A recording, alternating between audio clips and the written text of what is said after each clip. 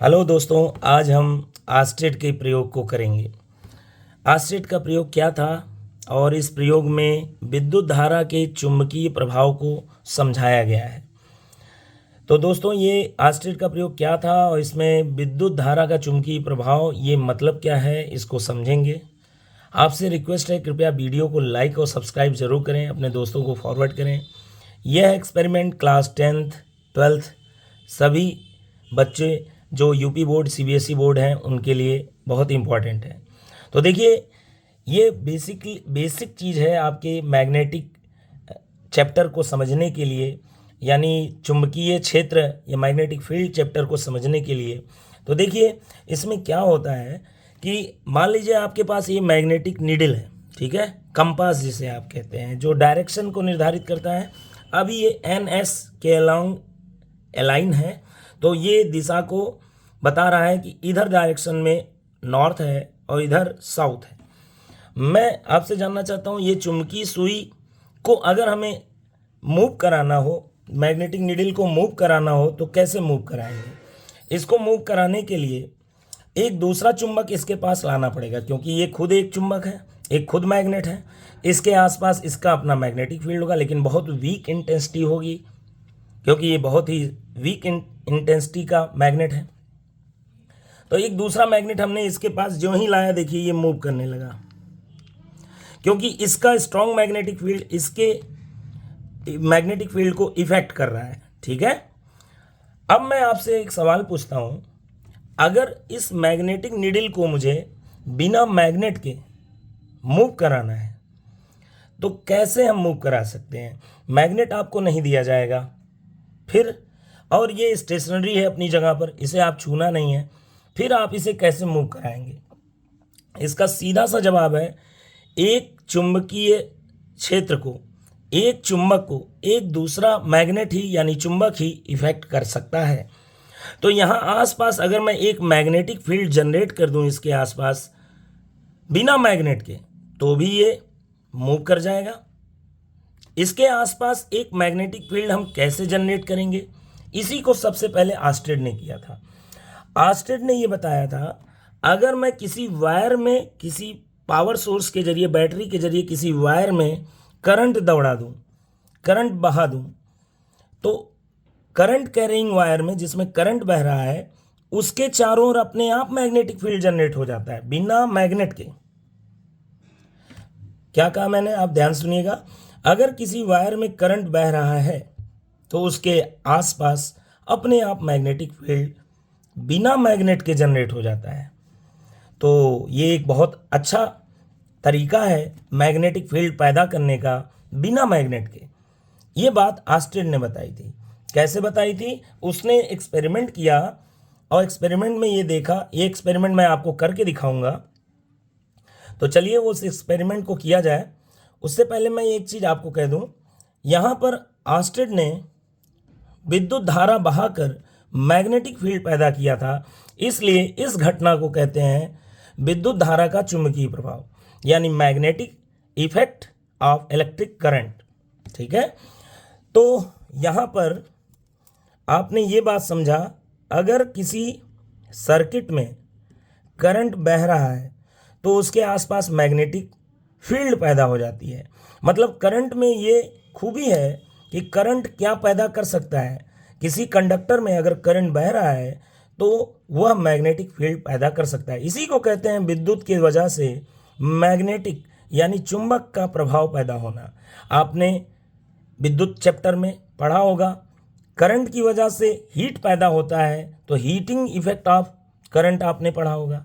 आज हम पढ़ रहे हैं करंट की वजह से मैग्नेटिक फील्ड पैदा हो रहा है, यानी magnetic effect of electric current हम पढ़ने जा रहे हैं। विद्युत का चुंबकीय प्रभाव, विद्युत धारा का चुंबकीय प्रभाव।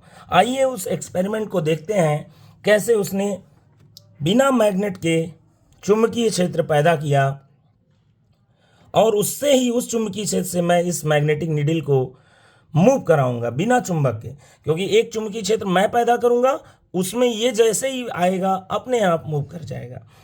तो देखिए, सबसे पहले अगर एक सिंपल तार लिया जाए तो इसमें करंट बहाएंगे तो मैग्नेटिक फील्ड इतना वीक पैदा होगा कि इस मैग्नेटिक नीडल को ये मैग्नेटिक फील्ड इफेक्ट नहीं कर पाता है। मतलब करता है लेकिन वो इतना कमज़ोर होता है कि ये इस मैग्नेटिक नीडल को मूव करा पाने में, इसको डायनेमिक अवस्था में लाने में, गतिमान अवस्था में लाने में सक्षम नहीं हो पाता।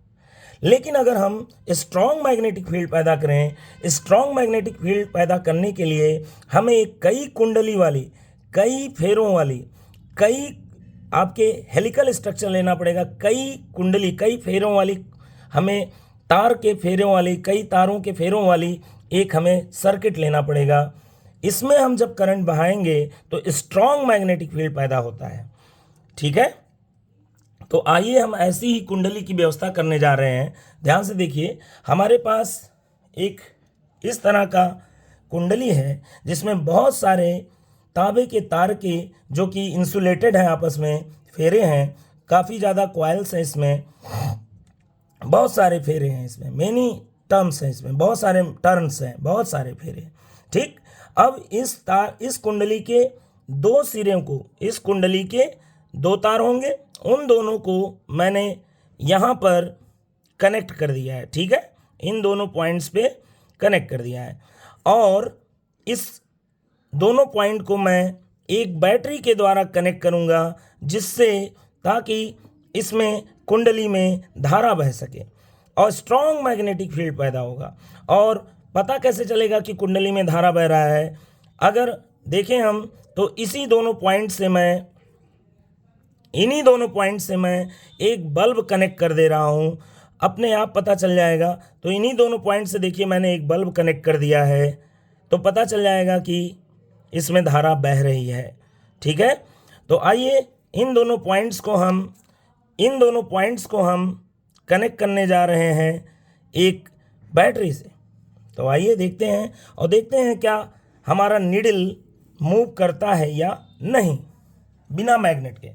तो मेरा कहना यह है, जैसे ही मैं इन दोनों पॉइंट्स पे बैटरी को कनेक्ट करूंगा तो इस सर्किट में धारा बहेगी इस कुंडली के होते हुए और ये बल्ब भी जलेगा और आसपास स्ट्रॉन्ग मैग्नेटिक फील्ड पैदा होगा, जिसमें अगर ये रख दिया जाए मैग्नेटिक नीडल तो स्ट्रॉन्ग मैग्नेटिक फील्ड प्रबल चुंबकीय क्षेत्र में ये चुंबक, जो चुंबकीय सुई है, ये डिफ्लेक्ट हो जाएगी, विक्षेपित हो जाएगी। तो देखिए,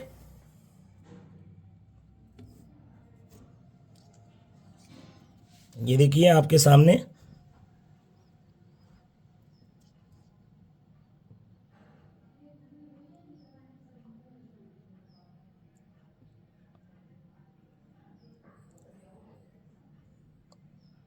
आप देख पा रहे हैं डिफ्लेक्ट हो रहा है।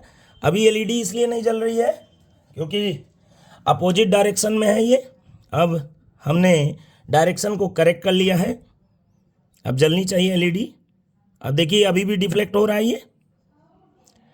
तो जैसे ही करंट इस वायर में, कुंडली में बहेगा, उसी समय एक मैग्नेटिक स्ट्रॉन्ग मैग्नेटिक फील्ड पैदा होगा, जिसमें ये मैग्नेटिक नीडल रखा हुआ है, खुद एक मैग्नेट है और ये डिफ्लेक्ट हो जाएगी। इससे ये पता चलता है कि किसी वायर में अगर करंट बह रहा है तो उसके आसपास एक स्ट्रॉन्ग मैग्नेटिक फील्ड पैदा होता है जो दूसरे मैग्नेट को इफेक्ट कर सकता है। इसी को कहते हैं विद्युत धारा का चुंबकीय प्रभाव। इसके विपरीत अगर हम अपोजिट डायरेक्शन में करें, जैसे मान लीजिए अभी आपने राइट साइड में रेड वाला, लेफ्ट साइड में ब्लैक वाला आपने वायर कनेक्ट किया, तो जिस डायरेक्शन में ये डिफ्लेक्ट होगा उसे नोट कर लीजिए। देख रहे हैं ये किस डायरेक्शन में, क्लॉकवाइज डायरेक्शन में डिफ्लेक्ट हो रहा है। लेकिन अगर मैं इसी को उल्टा कर दूं, रेड वाला लेफ्ट में कर दूं और ब्लैक वाला राइट में कर दूं, तो ये एंटी क्लॉकवाइज डिफ्लेक्ट होगा। बहुत ही कम डिफ्लेक्ट हो रहा है क्योंकि एलईडी रिवर्स डायरेक्शन में एलईडी वर्क नहीं करती है, बहुत कम करंट बहता है।